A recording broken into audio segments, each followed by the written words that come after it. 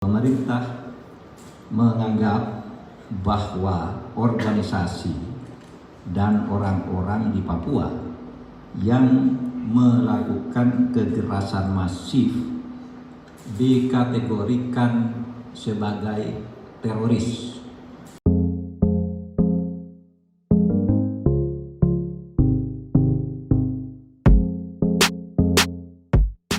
Penyelesaian dengan cara pendekatan keamanan militer itu bermasalah. Artinya bahwa pendekatan itu tidak menyelesaikan masalah, tetapi kemudian melahirkan masalah-masalah baru.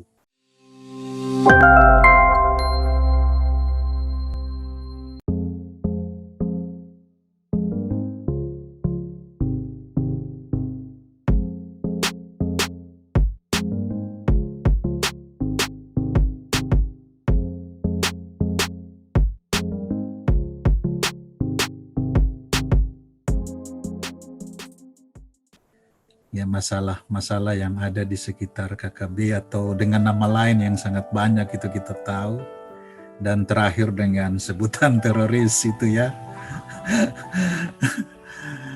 Ya, sebenarnya mereka bermaksud untuk memisahkan diri dari NKRI karena berbagai sebab. Ketidakpuasan ada ya, ada ideologi yang menghendaki mereka seperti itu. Tetapi saya kira yang paling utama itu adalah masalah pelanggaran hak asasi manusia. Bagi saya itu ya. Ideologi mungkin suatu waktu bisa hilang, tapi kalau pelanggaran hak asasi manusia yang terus-menerus terjadi itu akan menyebabkan orang marah ya. Orang akan marah, lalu sedih, kecewa, lalu bisa benci, ya, kemudian dendam, dan seterusnya itu. Kadang tidak percaya kepada pemerintah. Nah, itulah yang terjadi sebenarnya di Papua ini. Jadi ketika mereka mempunyai perasaan seperti begitu, maka semangat untuk memisahkan diri itu semakin besar.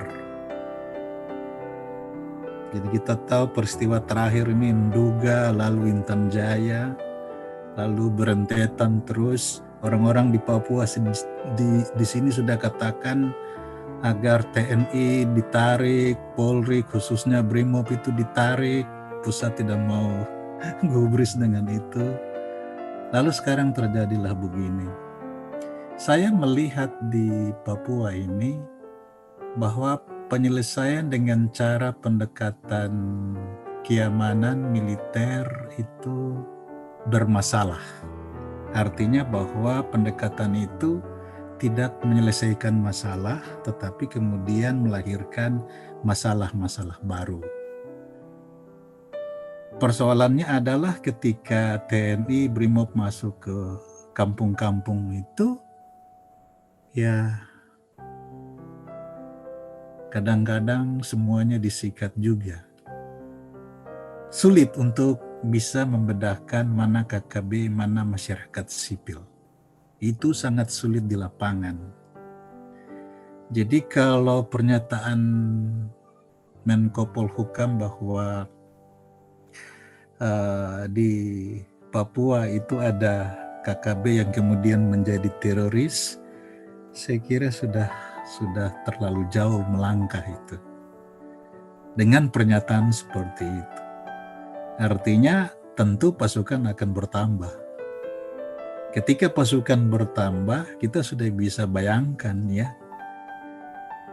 Apabila pasukan tidak melaksanakan tugasnya secara profesional, maka pasti akan melahirkan pelanggaran hak asasi manusia lagi. Ya, di lapangan itu memang ada banyak faktor X yang sulit bagi tentara dan Brimob untuk mengejar KKB dan menemukan mereka. Apabila kita melihat pernyataan dari Pak Presiden, memang secara normatif itu sangat baik ya. Kejar dan tangkap semua KKB. Berarti sasarannya jelas, KKB. Kelompok kriminal bersenjata. Sasarannya jelas ya. Tetapi ketika di lapangan, kita sulit untuk membedakan mana KKB, mana masyarakat sipil. Saya sendiri setuju apabila tentara bergerak untuk menyelesaikan KKB ini. Saya sangat setuju itu. Cuma persoalannya tadi, ketika turun ke lapangan, banyak faktor X yang timbul di sana, psikologis personil TNI dan Polri yang ada di sana, kadang-kadang mereka sudah tidak profesional lagi dalam melaksanakan tugas. Apabila mereka profesional melaksanakan tugas, maka mereka berjalan di dalam koridor undang-undang. Jelas ya? Cuma itu sekali lagi, di lapangan itu sulit untuk bisa TNI, Polri bisa melaksanakan tugasnya dengan baik.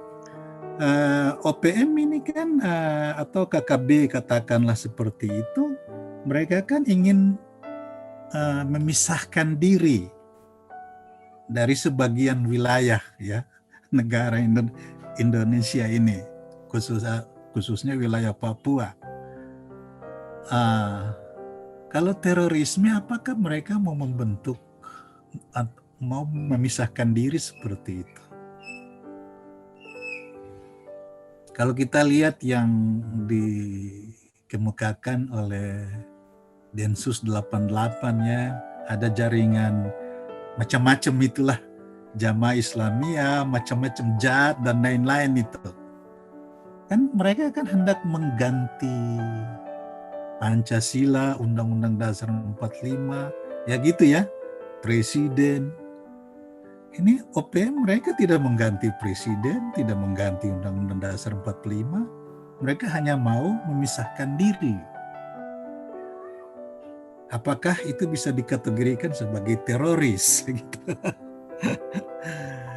Ya ini tergantung orang yang memberikan pengertian juga, walaupun rumusan teroris itu tentu sudah ada di dalam undang-undang anti teroris itu sendiri ya. Jadi saya kira kita perlu mencermati semua itu. Memang di satu pihak Bapak Gubernur sendiri agak khawatir dengan istilah itu, karena ya misalnya saja anak-anak Papua yang berdemo di Jakarta itu ya mengangkat bintang kejora dan lain sebagainya, apakah itu bisa dikategorikan sebagai teroris juga?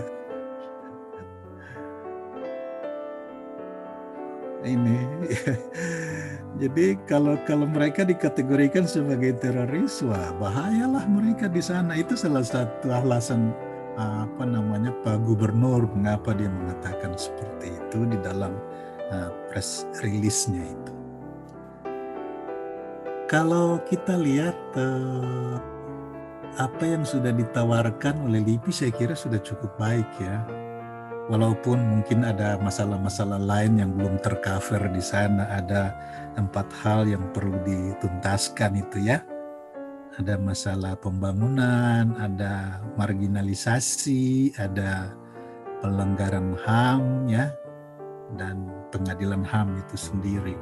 Ada 4 hal itu. Saya kira itu sudah cukup bagus, cuman saya kira kita perlu memulai itu dengan dialog. Itu jauh lebih baik. Nanti ya orang-orang yang berkompeten untuk itu yang akan merumuskan kira-kira dialognya seperti apa. Iya, saya kira kita tidak perlu melibatkan negara luar atau pihak ketiga, Pak. Karena ya kita mampulah untuk menyelesaikan itu. Cuma harus ada niatan dari pemerintah pusat saja. Ya, saya kira mungkin perlu ada dialog, lalu ada niatan itu untuk menyelesaikan. Jadi tidak perlu ada intervensi pihak asing dalam hal ini. Mengapa demikian? Karena kita punya undang-undang ya, undang-undang otonomi khusus, itu di dalam pasal 46 itu sudah jelas menyebutkan bahwa pemerintah perlu menyelesaikan pelanggaran HAM masa lalu melalui pembentukan KKR, Komisi Kebenaran dan Rekonsiliasi. Itu salah satunya. Selain pengadilan HAM, juga pembentukan Komnas HAM di Papua. Nah, saat ini Komnas HAM di Papua sudah ada dan sudah bekerja. Lalu pengadilan HAM-nya belum ada. Anda tahu bagaimana, mungkin kita nebeng saja dengan di Indonesia Timur, di Kalimantan kah, atau dibuat sendiri, dan saat ini KKR ini yang belum terbentuk. Walaupun sudah ada upaya-upaya ke arah sana ya, dalam diskusi, FGD, seminar dan lain-lain, pertemuan-pertemuan terbatas dengan petinggi-petinggi negara. Nah, kita sudah menyampaikan hal-hal itu supaya pelanggaran HAM masa lalu harus diselesaikan segera lewat KKR. Dan saya kira ini jauh lebih strategis. Kenapa? Karena kita tahu ada undangan dari Komisi HAM PBB untuk datang ke Indonesia, ke Papua untuk menyelidiki masalah HAM ini. Saya kira kalau sudah ada langkah-langkah konkret untuk pembentukan KKR, ya jelas ada daya tawar kita ya, yang menegaskan bahwa Indonesia serius untuk menyelesaikan pelanggaran HAM berat masa lalu itu. Kalau kita lihat orang-orang yang membuat ulah ya, KKB dan lain-lain di dalam sana, kita lihat Beni Wenda, mereka itu kan produk dari pelanggaran HAM itu sendiri.